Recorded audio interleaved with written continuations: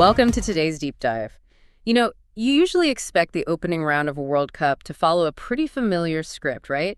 The heavyweights dominate possession, pin the opponent deep, and just sort of walk away with 3 points. Yeah, exactly.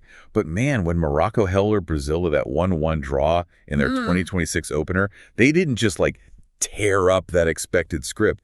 They completely exposed a fundamental flaw in how a possession-heavy favorite plays against a perfectly drilled defense. Okay, let's unpack this, because Brazil entered this match as the overwhelming tournament favorites. I mean, they had a squad just packed with elite attacking talent.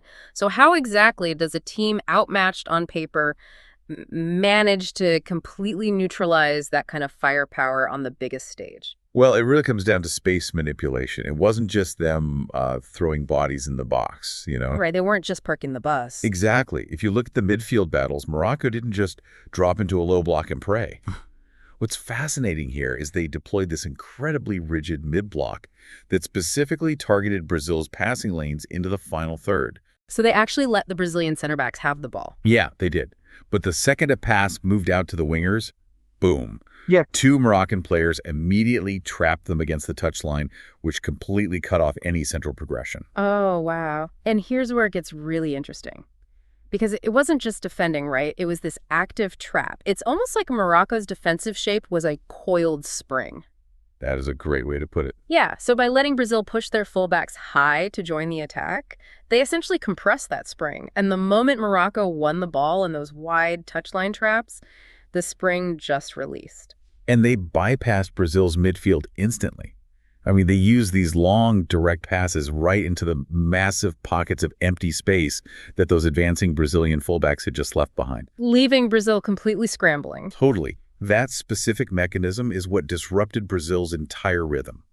Every single time they tried to force a sequence, they found themselves sprinting backward, like 40 yards to cover a rapid transition. Which is exhausting. Well, physically and mentally.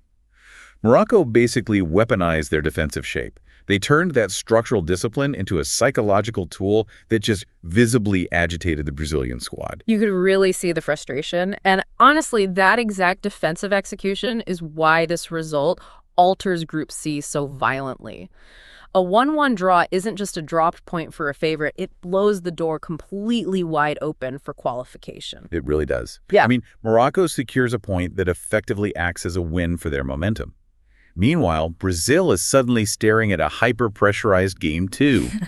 Any further slip-ups there could be totally fatal for them. Yeah, no room for error now. Right. And if we connect this to the bigger picture, this really confirms Morocco's tactical evolution on the international stage. They aren't just surviving against elite teams anymore. They're actually dictating the game. Exactly. Dictating the terms of engagement without even needing the ball. It sends a massive warning siren to the rest of the tournament, basically saying, underestimate our structural integrity and it'll cost you points. So what does this all mean? Because I struggle to buy that this was purely a Moroccan masterclass. I mean, looking at the footage of the second half, Brazil looked completely disjointed to me. They did look pretty lost, yeah. Right. Their spacing was erratic, and their superstars were basically trying to play hero ball. They were taking these really low percentage shots instead of just trusting their system. So wasn't this just as much about Brazil beating themselves? Well, the frustration definitely forced Brazil's hand, I think. When a standard attacking system fails to break down an opponent, elite players often try to solve the problem individually. Which just isolates them further from their teammates. Precisely. But the key thing is that isolation was actively manufactured by Morocco. By cutting off the passing lanes and denying central space, Morocco created the exact tactical conditions necessary for Brazil to panic. Ah, so they forced them to abandon their own game plan. Exactly. They set the trap, and Brazil walked right into it. Which sets up an incredibly tense next few days for the group stage. To wrap this up, we essentially saw a masterclass in structural discipline and transition mechanics from Morocco, paired with a glaring lack of cohesion from a Brazilian squad that ultimately panicked.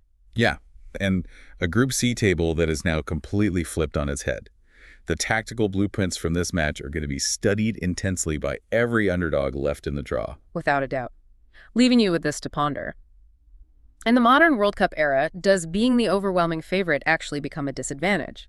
When you're facing teams whose ironclad tactical discipline is designed specifically to feed off your offensive aggression, well, relying on pure, raw talent might just be the quickest way to beat yourself.